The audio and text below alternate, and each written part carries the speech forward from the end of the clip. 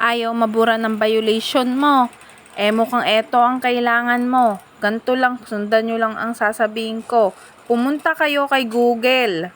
Pag nandun na po kayo kay Google, punta kayo sa search. Then, pindutin nyo si mbasic.facebook. Yun po ang ilalagay nyo sa search. Tapos po, lalabas dyan yung Facebook nyo. Then, magla-login na lang po kayo dyan, guys. Ayan, kailangan nyong mag-login.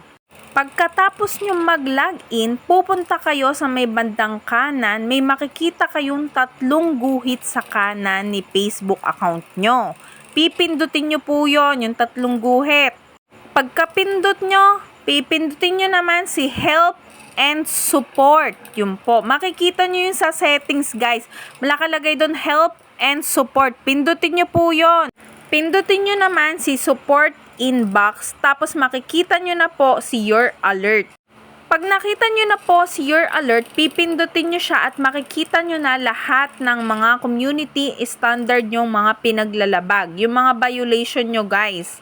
Yun po ang inyong makikita. Then, kayo na po ang magdi-delete nyan, guys.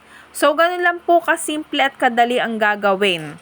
So, thank you po and yun lang. Don't forget to follow and share.